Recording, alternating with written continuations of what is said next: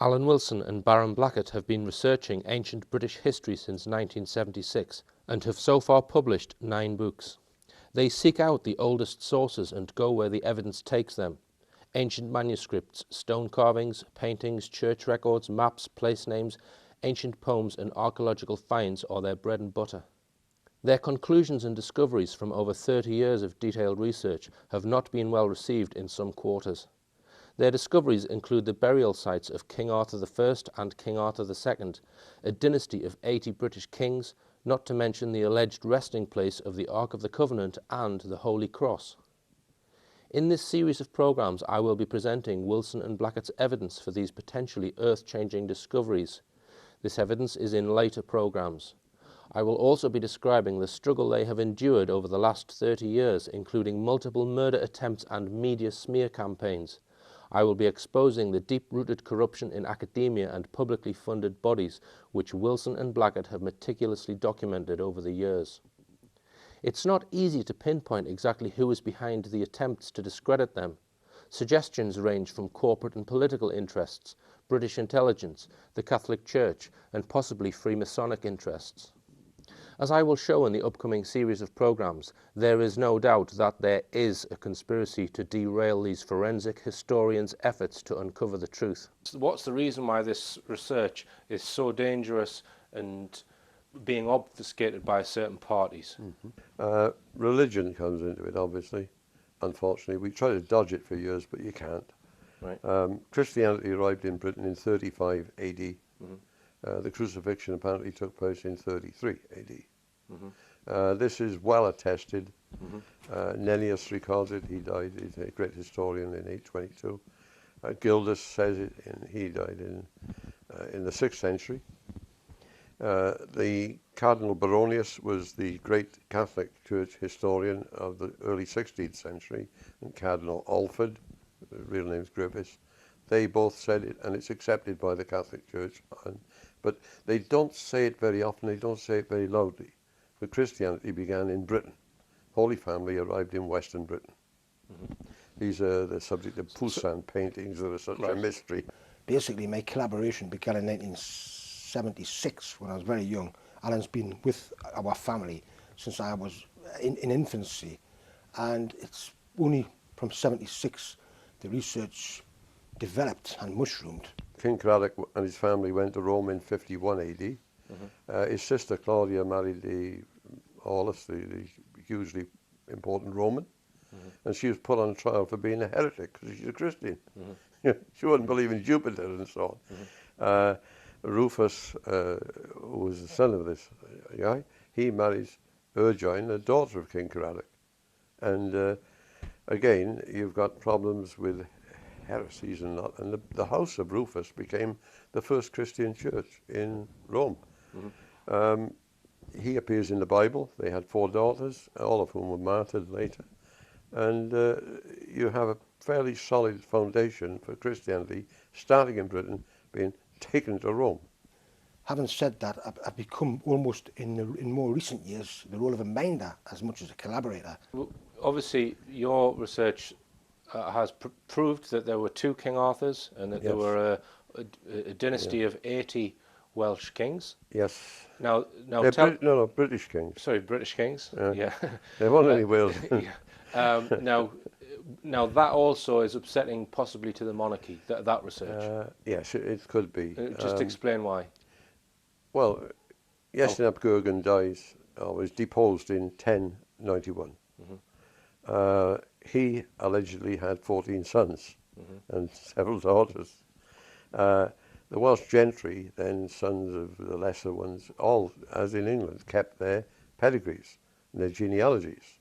And I don't think the British public is generally aware of the huge mass of manuscript evidence that's available in this way. So there are many people around today who can, and some of them do, claim their descent from Justin, Iestyn. Actually, the last king was a descendant of his. Morgan was killed in 1300 AD. Which goes back to Arthur II. And they all go back to Arthur II, who Right. dies in 579. Right. Arthur II is son of King Moerig or Maurice. He is a sixth-generation direct descendant of Arthur I, who is Arthur who invaded Europe. His father is a son of Magnus Maximus by Magnus's first wife, Kindrick, not his second wife. And he is the only son of Crispus Nobilis Flavius Caesar. Well, Crispus is the eldest son of Constantine the Great. He's the son of Helen, big British princess, and the Emperor Constantine Chlorus. Helen is direct descendant of the Holy Family. Right. So it starts to wobble about all over the place. Now, obviously, the Queen of England having 2 parents, 4 grandparents, and then 16, has got about a putative 500,000 descendants, ancestors, sorry. So it's quite possible she could trace back into these lines anyway. But obviously, she's not, in the sense of Britishness, she's not the senior person. So it undermines It could who undermine is the it. actual Could undermine it, yeah. true monarch. In the sense of descent from Brutus and the British kings, yes. Right. That's another reason why it's possibly wanting to be covered up. So you've got the religious angle, you've got the monarchist angle. Political influences and sheer greed are other possible reasons why this research is not popular, which Alan explains later. These new discoveries mean that academia should re-examine some of its accepted theories, but the system of academia is often not flexible. They are people who have been trained in a system of rote. You follow my leader, and everybody keeps it. It's like an army. An army has a general, some commanding officers, colonels, and all the rest match in step. Well, academia is like that. There's always 1 or 2 leading great figures, the big guys, the Professor List of Oxford or somewhere, and lesser professors, and the rest are a herd. I don't mean that rudely to them, but the behaviour is such that they all have to keep in step. Yeah. And the junior person who becomes a member of academic staff, he's a junior lecturer, he's not going to quarrel with the professor, he's going to keep in line. Yeah. Because he wants to A, keep his job, and B, get promotion. Now, So lecturer, senior lecturer, assistant professor, head of the chair, it's a promotion line. The only way you get there is by keeping in step. Now, you've published 9 books, Alan, Yeah. on this work, many of them about King Arthur. Yeah. One of them is about your assertion that of where the Ark of the Covenant, probably the most important archaeological artifact in history, you believe is in a particular hillside in Wales called Ynys y Bull. You've published that in a book called Discovery of the Ark, and now you've suspected that was there since when, the sort of mid-80s? I got a photograph from my colleague there in '82. Right. Now, but you've not actually published this in a book until what year? The sort of A couple of years ago, 2005. Right. Six. I'm at a village called Ynys y Bull in South Wales, and behind me is a hill on top of which is a man-made mound. The hill is, I'm not sure if this is the correct pronunciation, Twin y Glog, and according to Alan Wilson, the Ark of the Covenant is buried inside the man-made part of this hill behind me. So this is another reason potentially why your work is perhaps, or there's been smear campaigns against you, because they want you and Barham out of the picture, possibly because they don't want you to be the ones that are going to find this extremely important artifact. In a later show, Alan will present his evidence as to why the Ark of the Covenant is in this seemingly unlikely place. I can assure you, this show is not to be missed. What I'm going to do now is, Alan has had metal detection done on this hill in the past, and he claims that there is an object which is 4 feet by 2 feet, non-ferrous metals so many feet below the surface, and he has in the past tried to get this hill dug up. He's approached the Welsh authorities, he's approached the farmers. The farmers have been talked out of having any excavation done. So I'm intrigued to speak to the owners of the land, a farm just a few minutes down the road here. So I'm going to knock on the door and firstly ask them if they've considered, you know, getting this land dug up, because if the Ark of the Covenant there, you're talking in the most important object in archaeological history, if you like, is inside this hill in Wales, if Alan Wilson is correct. So I'm going to go and speak to them. I'm first going to ask them if I can have access to their land, just so that I can film on top of the hill and film the sumps which are along the side of the hill, which allegedly keep the whole chamber dry. And once we've done that, I'm then going to go and ask if he'll give us permission to actually get other people involved and get his land dug up to see if there's anything there. It seems the most damaging attempt to derail Wilson and Blackett's work may have occurred in August 2011, which is one of the reasons why I was compelled to make this series of programmes. Their house is in private grounds and is patrolled 24 hours a day by 2 guard dogs. The reason we had dogs is the cemetery behind, and for several years the gates were always left open. There's some sets of very tall tombstones around the back, and people had put canvases over them, and one guy actually had a bed and a 3-piece suite in on the grave. Right. His canvas. He was living there. And the drug addicts were there in a big way, right. Cocaine and that sort of thing. And down by there were the lesser sort of drugs, you know, whatever they do. But we had to have dogs because there's a small laneway about 2 feet wide between us and the block of flats they built there, far too close to our house, right? Mm-hmm. And all the youths and kids of creation were running around in the lanes and banging on windows there. The dogs put an end to all that. Right. What happened next is 2008, some new guy moved in the bottom flat down there. It turns out he's a Londoner. Next thing you know, another Londoner moves in, right, above him. I go to the shop one day, get the front gate. I'm in my 70s, let's face it, I got a shopping bag in my hand. And number 2, this fella's outside, and he says, I want a word with you. He's only been living here about 6 weeks, right? Mm-hmm. I said, all right. He said, you're upsetting the ladies in these flats. You know, I had very good relationships with him before. Yeah. I said, oh. He said, yeah. He said, oh, you're coming out, are you? He said, I'll fight. And he's doing this, waving his fists about going to fight me, you know. Yeah. I said, oh, get lost. I said, F off, you know. Uh-huh. And I went over to the shop, you know. And that was the first sign of trouble. What actually happened was all was perfectly tranquil and peaceful in the vicarage and the surrounding areas until late 2008. I've discovered that there was a man next door.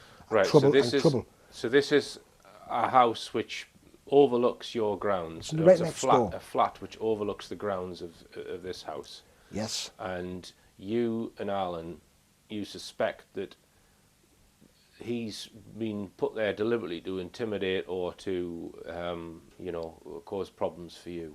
He has been filled full of disinformation, wound up like a clockwork rat, and sent specifically from London to cause disruption. Right. You've got, yeah, and he is from London. He's not from London. From up here. He's got no reason to come here. The next thing we know, the dogs are starting in the house at 8 or 9. They're starting whining or barking and getting excited. And I said, someone's blowing a whistle or something, because they're up. There's something going on here. And the dogs would want to be out. Well, they are out during the early evening. They put it out in the afternoons. Next thing we know, they're barking like lunatics, you know. Mm-hmm. We go out the back, nothing there. This went on. And we're sitting in the other room one night, and I could see some sort of flash of light outside. Mm-hmm. The dogs were incited with literally a strobe lamp, instigated by, and they were that including whistles to excite the dogs and got Alan Wilson into trouble. So there were you think he was deliberately upsetting the dogs to get them to bark so that he could then complain to the council about the noise. Exactly. Next night it's flashing light again. Hey, there's something wrong. So we went out, and there's a guy standing in the lane with a strobe lamp, flashing lights. Right. And they've got another one. They must have had a whistle or something, dog whistle, exciting the dogs are going mad. Right. They were driving the dogs, but bananas. And they were throwing Upstairs commands. flat, they were throwing food down Yeah. for the dogs. They then complained about the noise of the dogs. Right. For the last 2 years, Wilson and Blackett had been keeping a lodger in their home. You were employing a young lad, or a man in his 20s, to be a driver and a gardener, or Yeah, whatever. yeah, handyman, because I'm getting Handyman. old, I'm 79, I thought Yeah. we'd get someone to And drive. And you we had- need the garden doing and other things. His house. He's been living free in lieu of being a minder and a gardener for over 2.5 years. Right. So he'd been staying here for 2.5 years. Yes, And he's a youngish man. he's a young man in his early 20s. Right. In August 2011, just after 3 a.m., Wilson and Blackett were asleep when a sudden violent fire broke out in Baron Blackett's bedroom. There was a fire. Fire alarm. You were in bed. It was a Sunday morning. About 3:15. Combustion, suddenly exploded, which immediately was followed by a fast and furious inferno, fire. And I know it for sure it is an incendiary device because I've seen an incendiary device in operation. I've heard an incendiary device, and the noise of the incendiary device is what woke Alan Wilson up in the bedroom, Right. in the other bedroom. I woke up, so something must have awakened me. When you wake up, like suddenly something has awakened you, probably a noise. And I was so awake, I got to put the bedside lamp on, got out of bed and I put the light in the room on, the ceiling light. And then I noticed a little wisp of smoke on the bottom of my door. That couldn't have wakened me, but there was a wisp of smoke coming into the door. I opened the door, the landing outside is filling up with smoke, and it's coming out, seems to be coming from my colleague's bedroom. All sorts of poisonous toxins, including carbon monoxide, certain monoxides. They give me a long plethora of all the poisons in the hospital. Yeah. So I went to his bedroom, door's half open, pushed it open, got in, and I'm searching in the dark, and I found him. Dragged him out on the landing, you see. Come on. Because smoke apparently disorientates people. They can get disorientated very quickly, apparently. Yeah. Anyway, got to the top of the stairs. I ran down the stairs, phone 999. Alan was excellent. He phoned the fire brigade, he kept us calm, and he phoned the fire brigade and the police. The fire brigade came very quickly, within minutes. We got a fire in the house. I want a fire brigade. Get address. I gave him the address, Vicarage Court, Benwell Lane, Newcastle, code. Repeat that. I repeated it. We're on our way. Well, we're lucky actually, because straight down the road here, this is a main road outside, but straight down this main road, just over a mile, is the fire station. And at 70 mile an hour, they're going to get you in under a minute. Straight along Elswick Road. Yeah. Straight along, bang, Elswick Road, Adelaide Terrace, and a year, bang. Yeah. And so I went back. He's at the top of the stairs. I said, come on, get down. I said, took him down. Then I realised I've got to open the front gate, let the fire brigade in. I look out, they're there already. And there was a police helicopter above the house, and I was taken to hospital after, like some jungle animal, a good several onions to induce vomiting. Unbelievable. They must have gone 80 mile an hour. Yeah. So I go out, and then I realise I've got nothing on my feet, and I gravel outside. It's like walking on nails. Right. I get to the gate, and I haven't got the key to unlock it. I said, I haven't got a key. They handed me a bolt shears, so bang, cut the lock off. Two big elephant-like men charged past me. Anybody in there? I said, yeah, he'd be by the stairs. I said, one person. So they charged past me, another person, charged up to him with a hose. And the next thing I know, there's a guy got hold of me, and he's literally thrown me into an ambulance. I did vomit. I vomited outside the ambulance before I actually got to the hospital. Right, so you vomited outside the ambulance. Within seconds, they had him out, Tony, put him in the other ambulance, and went away. But there were 4 or 5 appliances, 2 police cars, and then a helicopter. Can you remember going into the hospital? Very vaguely. If I let the raw onions be absorbed into the system, it could do more harm than good. If it induces vomit immediately, then it can do good. Right. But it's not just the stomach; it's also the respiratory tract, which I was like the girl in The Exorcist, spewing of black tar almost, black muck. My tongue was all black. My face was black. So did you communicate with him at all at the hospital? Did A you little, yeah, I could. And Right. but then he And- was clearly going. He was starting to go. He was starting to You know. So you can't remember being in the hospital then?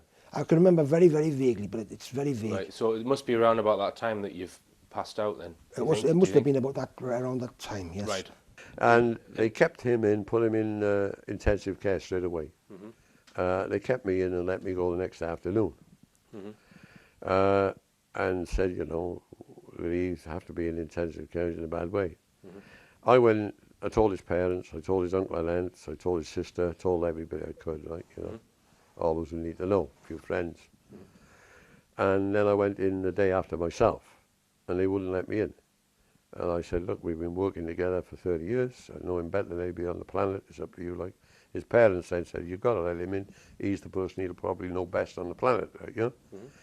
So they said, well, you can go in, but do us a favour, talk to him. Because even though he's in an induced coma, which he's in, he may be able to hear your voice. He said it helps. We think it's a theory. Like, How long were you in a coma for? Nearly 2 weeks. So you were completely unconscious for 2 weeks? Totally unconscious, but I had positive abstracts spinning on in my head. I wouldn't allow any negativity to get me down. My attitude was thrive under pressure. Don't let the bastards succeed. so I went in for a couple of hours of talking away, you know, telling him everything's okay, it's all going to be all right, which it was. They'd sent me home on my own to this place. And I walked in, the whole of the upstairs, all the walls, ceilings, everything were black. It was incredible. All the curtains were black, the bedding was, everything was black. I never seen anything like it. And his room was wrecked, totally burned out. Windows had been smashed in the passageway and all the bedrooms to let the smoke out. They do that. So I got smashed.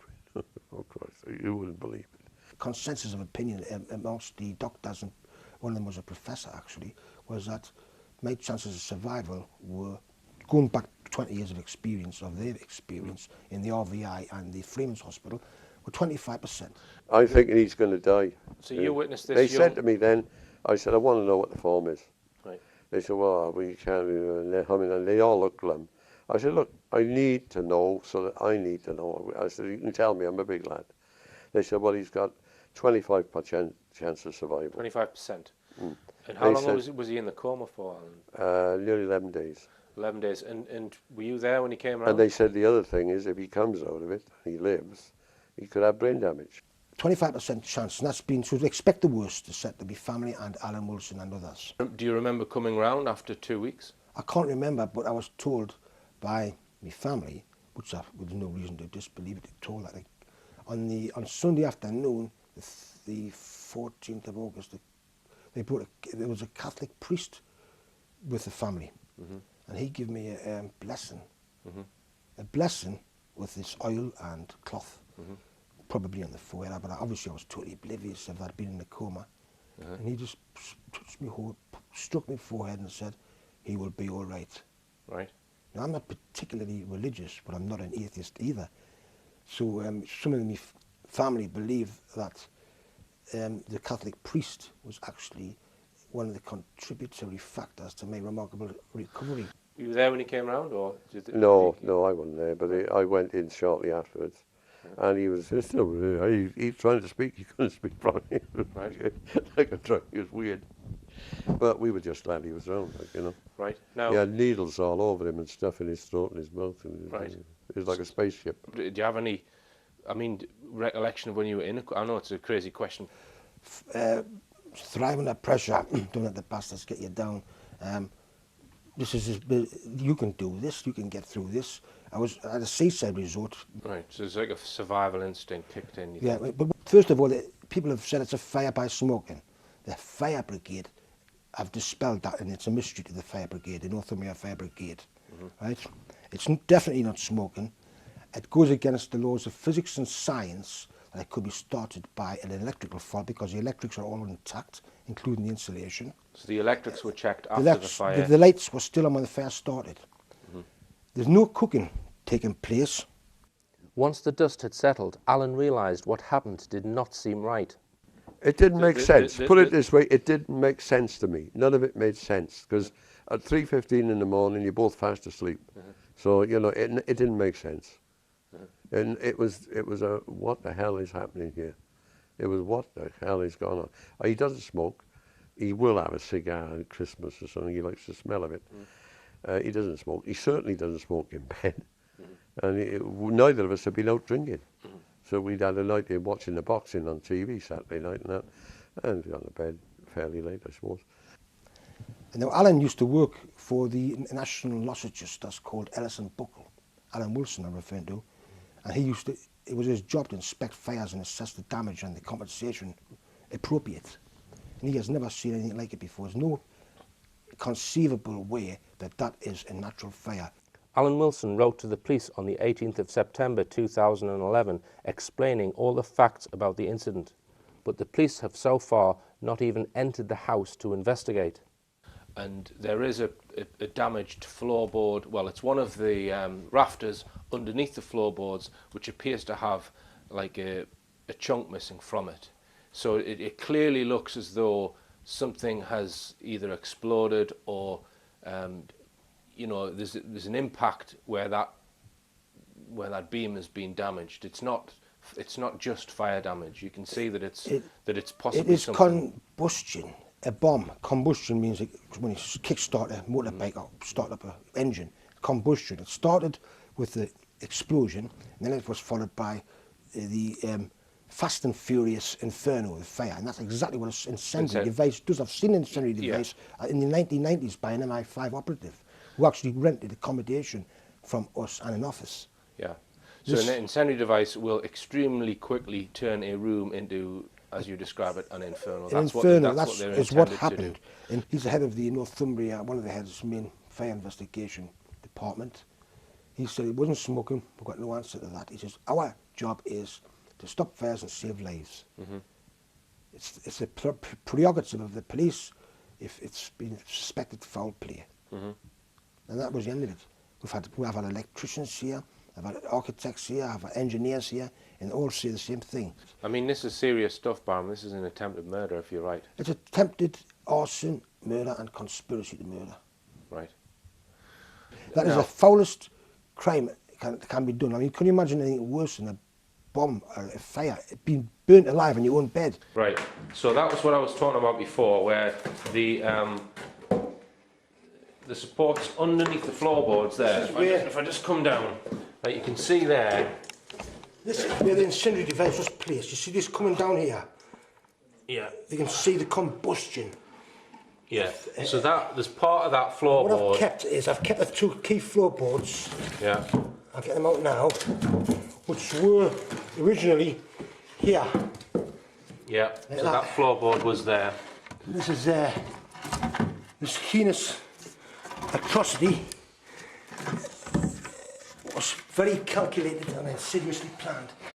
So could this really be an attempt on Baron Blackett's life? What evidence do you have that it is actually a conspiracy, not just a natural fire? Well, first of all, it must be emphasised that on national television, I think it was 27th of November this year, if a calamity, a fire as such happens on a Saturday night or early Sunday morning, there is a 20% chance, more chance of a fatality than any other time of the week. Maybe it's because the staff are preoccupied or they can't get people to do them shifts. People are looking to do them shifts, or maybe it's because they're busy.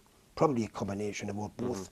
Now, the second point is, there was a warmest night in August, just about that Saturday night. We were supposed to go out. So that's another factor. They don't pick a damp, rainy night when they can get a nice hot summer night. We were expected to go out. I've already mentioned that John McNeil, for the first time since he moved here, was aware that Saturday he disappeared. Right? And it's also a medical fact that people are at their deepest, darkest sleep between approximately 3:30 a.m. and 4:30 a.m. in the morning. John McNeil was the only other person that had access to the house. Remember, the house is guarded by dogs, has high walls, and on that night McNeil stayed out of the house. Baron Blackett also recalls a conversation with MacNeil a few days before the fire, where MacNeil specifically asked him if he is going out for a drink on the night of the fire. Now, when someone, he asked me, are you, well, get yourself out, cajoling me to get out in Newcastle, typical Newcastle sort of way. And I thought, why is he asking me that? But I said, yes, we're going out Saturday night. He knew that we were going to expect it to go out. We were penciling to go out that Saturday night, and we would have probably got back approximately 1:30 in the morning. Now, we did not go out. And I had this feeling of unease that something wasn't quite right. Okay. I don't know if you've had this foreboding instinct Right. yourself, but something wasn't quite right. Now, I smelt a rat because I got some subtle and not particularly subtle indications, little signals such as a glint, a wrong glint in MacNeil's eye, for example. The wrong question here. Above all, that Saturday night he was out of the house. Now, all the other previous Saturday nights, without exception, he's always remained in the house. He never went out because he wants to get up early and be sprightly for football training on early Sunday morning, and mean jogging and training in general. Now, why did he go out on Saturday night of the 13th of August? Right. So these combined factors all put together made me suspicious, and I had this feeling of unease. And by 8:30, I cancelled the taxi. Everything was cancelled. We never touched a drop of alcohol. Shortly after Baron was discharged from hospital, his brother came to visit him at the house and was also visited by John MacNeil, who disclosed some information. What actually happened was I was discharged on around lunchtime on the 7th of September. We came back, my brother had come back the previous night from London, my brother, and see me, obviously see how I was. The house was in absolute chaos. Obviously, a bomb had literally hit it. It's not a metaphor. The bed, as you've seen yourself, the bed was literally, the only thing that remains of the bed were the metal steel springs. Yes, I've everything seen that. was totally annihilated. Yeah. And MacNeil didn't come to work because he was all very clean and well dressed. He had had a drink and smelled alcohol on his breath. And he basically came, I think, to see the fancy work, what happened out of the fancy work. And he mentioned something about, he did mention specifically about, it was only a recording device I put under your bed. It was only a recording device. He was told it was a recording device. So, hang on. He said to you it was only a recording device I put Yeah, on. it's- So in he's other words- actually disclosed to you and Alan that he's put something under your bed Yes. the night before this yes. supposed fire. In inference, he's Right. basically saying, in a way, he might not have said it had he not been drinking or whatever, he is saying in front of myself and two independent witnesses that it's got nothing to do with the recording device, this fire. Right, it's got nothing to do with No, but the he didn't actually recording say that. He device. said it was only a recording device. Right. This is a signed statement from Baron Blackett's brother stating that John MacNeil said, "I was persuaded to put a listening device under Tony's bed." Tony is Baron Blackett's other name. Yeah, if it was a listening device, there's not really much point in putting a listening device under somebody's bed, because you go to bed to go to sleep. You're probably more likely to put it in the living room or some room where conversation happens. So do you think then, and you know, we're leading by assumption here, do you think then he's been told or asked to put a device which he thought was a recording device under your bed, but it was actually something else? Is that? Yes. Well, he's the So only person who had access, and he seemed to act very strangely. He was in a state of shock, in my opinion. And then he disappeared again, and I've never spoken to him since. The point is, I'm talking from inquiries. I've got no concrete evidence. Who else could have put the incendiary device under the bed except John MacNeil? The tooth fairy? I don't think so. But I don't think he would put the explosive on incendiary device there. No. Not on this planet. Right. But he could be conned. When John MacNeil returned to the house, Alan noticed a change in his behaviour. I know he was looking. He was in there. Came in the room when we were trying to clear the room and see what was there. He gathered up all the papers and documents from the bureau and put them in boxes and put them safe. He did that. He was doing that sort of thing. But he was in a hell of a state. Okay. And he said something about it. But, really, you ought to go to the authorities and name John MacNeil, I would have thought, Baron. I mean, is that Well, I don't know. I haven't rushed into that for all sorts of reasons. One of the reasons is I'm still in medical treatment because I must emphasise this again. I only had 25% chance of survival at all, and only 25% chance of coming out mentally correct. In other words, I might come out a cabbage or compromised or in some way damaged, mentally damaged, which can't be determined at the moment. So I have been stolen to an extent on making a big song and dance to the police or the authorities about this. Some comments made by John McNeill to Alan Wilson suggest that McNeill may not be the only person involved. He said to me, I don't see why they're making me out and I'm getting all the blame. Not that I'm getting blame, I'm getting all the blame. I said, you're getting all the blame. Alan Wilson spoke to one of the neighbours who I mentioned earlier. All I got was from another person around here who he goes out to see about films on TV, and they record films and that, right? All I got was two stories. One was that he had asked him, I'm not remembering this very well, if a tape recorder was put somewhere, could it be turned on and off remotely? And if a tape recorder was sort of in somebody's room and it was remote, could you then listen to it elsewhere? No, I don't believe that to be true, because young John watches a lot of films and he will know bloody well about, he's a film addict, about people recording and listening and devices. It's in every bloody modern detective film, isn't it? So, I mean, I found that odd. And, so you found that out, and what, then you challenged him on it? I found it odd.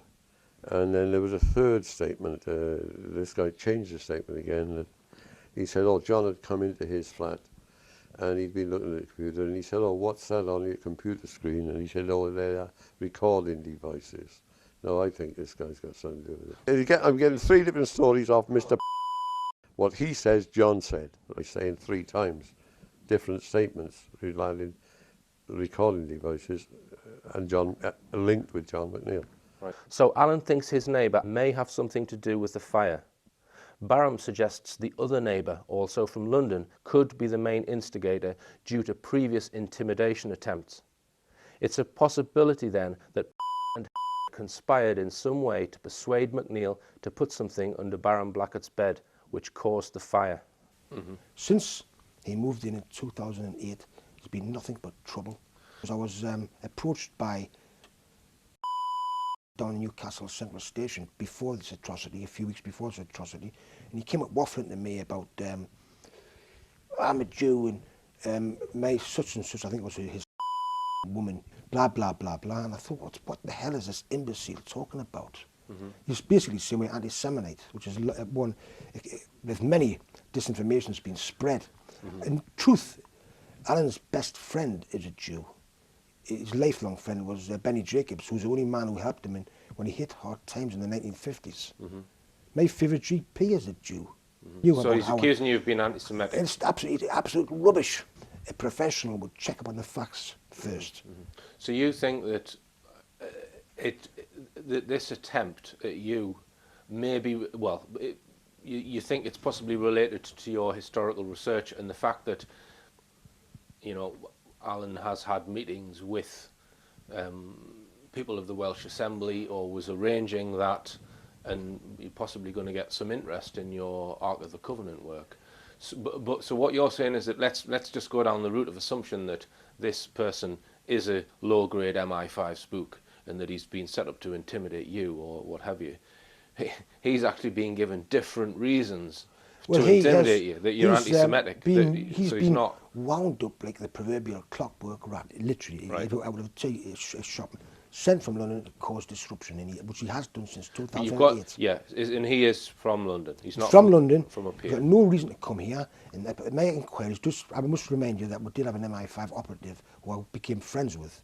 And actually, I was invited to go for meetings and interviews and that about this MI5, MI6 business. I thought I would be proficient in that capacity. But at the time, I was doing quite well. I was doing okay. This is a while back. This is going back to the late 90s.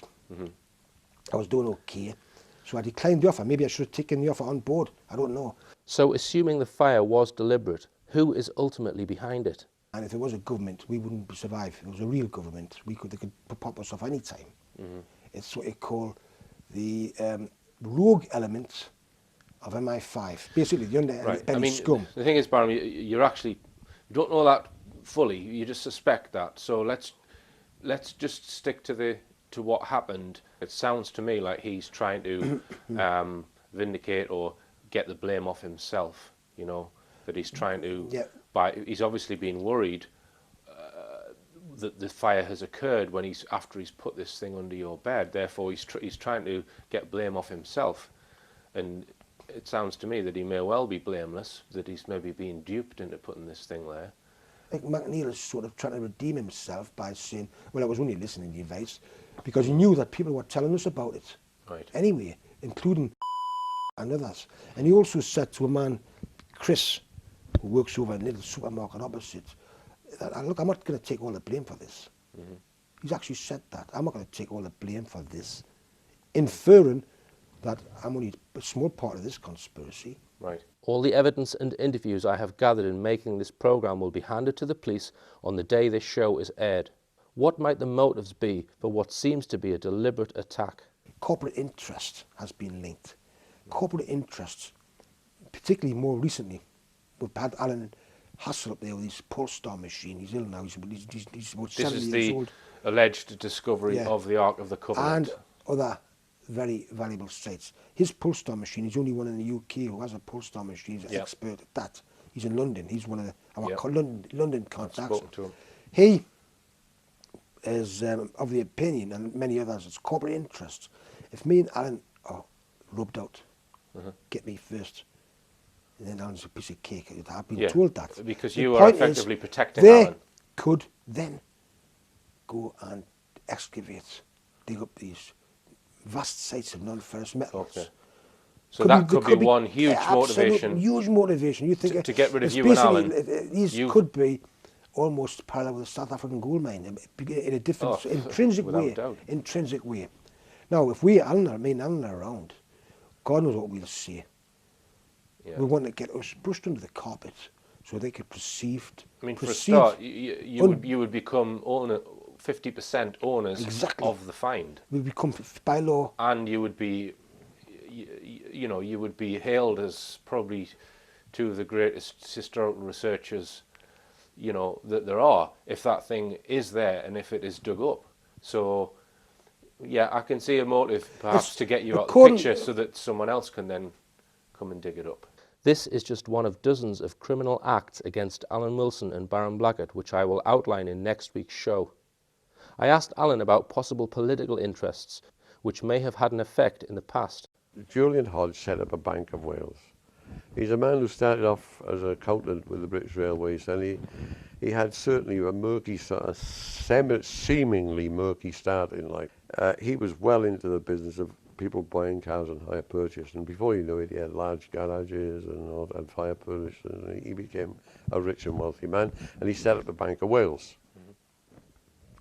He recruited as directors James Callaghan, from MP for Cardiff South, who successively was Home Secretary, Foreign Secretary, Chancellor and Prime Minister. He also recruited MP for Cardiff West, George Thomas, Secretary of State for Wales and Speaker of the House of Commons. They were his directors with him on the Bank of Wales. As I say, a strange reputation. They moved the Bank of Wales to Jersey, and the story is that South Africa, whereas Britain was worried about currency going out of Britain, they weren't worried about it coming in. And South African companies were pumping money into the bank in Jersey, and they was bringing it in then to Britain. Virgin Territory, they found new companies in the Virgin Territory. And one of the things that Callaghan and Hodge and Thomas did was to buy up open cast coal mining companies and set them up. Now here you've got the miners fighting for their existence under Thatcher. She's going to close them all down. 54 pits in, deep pits in Wales, one of whom was in North Wales, right?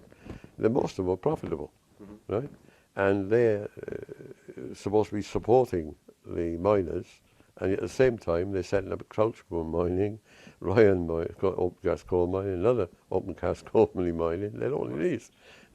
That's all set to do open cast instead of deep. But a plan did come into the Western Mail one day, it got printed by mistake I would think, of an open cast coal pit 25 miles long successively and a mile wide and 300 metres deep. Because that's the only way to get the 7,000 million tonne of coal out of the Randall Drift. You can't do it that way. So you think some of these big companies, open cast coal Well, companies... Callaghan and Thomas were into them. Right. Now, they then recruited Nicholas Edwards, who in the Thatcher government was Secretary of State for Wales, as a director. Right. And Nicholas Edwards decided it would be a good idea if they put £500 million to revitalise the valleys, spearheaded by Orion International Open Cast Coal, Right. of which he was a director. Right. Now, Nicholas Edwards is Secretary of State of Wales, an MP, and he's a director of this company. And as Secretary of State, he's going to give a company that he's an executive director of Right. 500 million quid. Right. So we wrote to Thatcher, I did. I said, look So at this you guy. wrote to Margaret Thatcher? I did. So I got a reply from a flunky. So I wrote back and I said, Mr. Thatcher, I didn't write to you, flunky, I wrote to you. What are you going to do about it? I got a reply from a different flunky. So I wrote a third time. I said, look, I'm writing you for the third time about this guy Edwards, you know. What are you going to do about it? And Nicholas Edwards resigned. Bang. So he resigned then? Aye. Now, the other thing is, Callaghan and Thomas and Hodge bought land at Lantricid. Useless land, not much. No good. When they then, Labour Party, wanted to move the Royal Mint out of London, because it couldn't expand because of the confined area in London it had, the only place to put it in Britain was right on the land owned by Callaghan, Thomas and Hodge. Okay. Now, late one Thursday night, about 20-odd Labour MPs kept a meaningless debate going and going and going about 2 in the morning.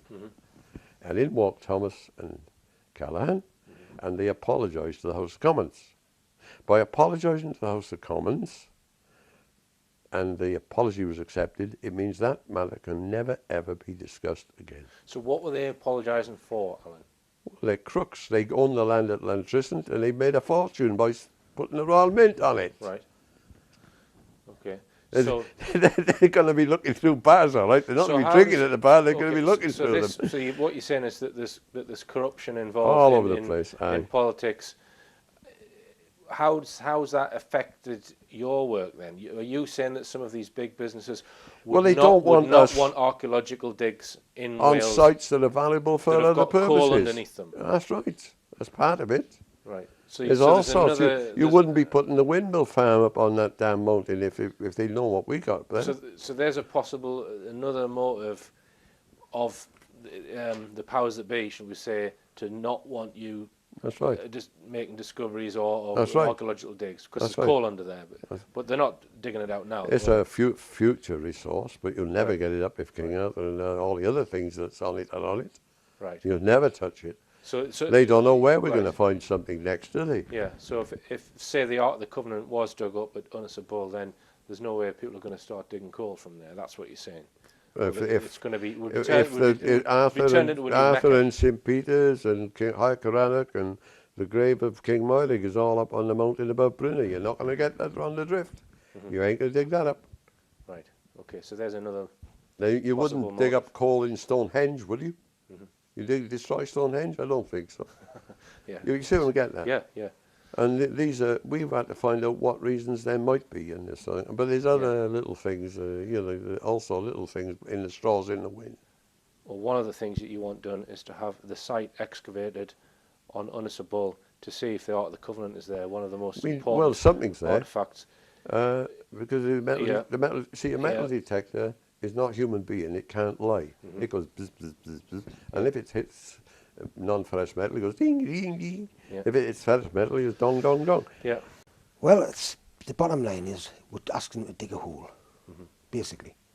Cut all the flim-flam out, subterfuge and these slimy cloak and dagger conspiracies and this conniving. If we are incorrect, there's only one, we'll have egg on our faces. But they have been avoiding digging that place up at all costs. The evidence as to why the Ark of the Covenant is claimed to be in this location will be presented in a future show. I spoke to the metal detection expert who has already surveyed the site. And I've spoken to Alan Hassel, and I've got a full statement Good of lad. Alan. So I independently, you know, he's a trustworthy guy. Well, Pete Sunman was there, and we went to see the farmers, Yeah. and we said, please come 300 yards up to the. Yeah. Get on your car. We can drive a Land Rover. Oh, we'll come up some other time. As if we're going to go 300 Yeah. miles down there, you know, 350 miles. Okay, Alan. Let's just say the site is excavated on Unisable and the Ark of the Covenant is proven to be there. Yeah. Then basically you will be vindicated 100%, and your work, your other work, Yeah. people will then have to take everything. You know, that would be the Well, catalyst which we will know get your that work the most obvious thing. accepted. I've just finished negotiating with the two farmers, two brothers who own the land behind me here at Unisable, and on their land there is a man-made mound in which Alan Wilson believes the Ark of the Covenant is buried. Now, it was quite a delicate negotiation. I asked if I could go on the land to take some photographs, and straight away they said no. So then they wanted to know why, so I explained the fact that I'd followed some of Alan Wilson's work, and they were very well aware of Alan's work, and they explained to me what happened when he came here, and that he brought some ground penetrating radar here and he did some tests, etc. Now they said that they weren't convinced that he'd actually found anything, and they said that he hadn't actually shown them any concrete results that there was anything there, so therefore they weren't prepared to have their land dug up based on what they thought was nothing. But they then did say that having said that, they didn't go up there and see what he was doing. They didn't show much interest. So I've persuaded them to at least have an independent person come on the land and do another test, and if they do find something there and they can demonstrate it to them, they would possibly then consider having the land excavated to see if there is indeed anything there. And in a very, if that's what it is, if it is a conspiracy and there was this incendiary device, they very nearly succeeded in the summer of 2011, Barham. So, you know, it's really, It's absolutely heinous, heinous criminal deed. I will mention that. We looked at McNeil was very well given hospitality, free accommodation for 3 years. Whether he thought it was a incendiary device or a listening device or a banana skin, he had no business going into my bedroom and planting it under the bed. yeah, yeah. He was it was treachery. Yeah. At best, he's an imbecile who's treacherous. That's the best scenario, I think, you know. Okay. That's the best. Now, the imbecility factor, human imbecility factor, is what these MI5 rely on most weaknesses. You know, I don't claim To dupe people into doing X, Y, and Z. So they give them a false motive. Yeah, a false motive and a combination of other things, including monies, Yeah. by the way, and get looked after. They get the pull strings to get them accommodation and all sorts of skullduggery goes on. The point is, I can't be bluffed by them. I can't be fooled by them. I can't be manipulated by them. So it doesn't matter about the Ark. You get the cross first if you want. Yeah. Okay. Well. Or get King Arthur if you want. And we found the treasure site, Yeah. Anglo-Saxon Chronicle. And the British gathered together all the treasures of Britain and buried them in one place, and no man has seen them since. Oh, yeah? But I'm very loyal, which is becoming an unfashionable quality in this generation, loyalty and old school values. I've been down to the site where you and Alan, well, Alan says he knows the Ark of the Covenant is buried at Unisable. The other thing that I discussed with them, I asked them if they knew about the significance of the Ark of the Covenant, and I don't think they understood the full significance of it, but I did discuss with them the fact that this could bring tens of thousands of jobs to South Wales. It will become almost like a new Mecca. It's not just a treasure, coins or something like that. It's something of global significance.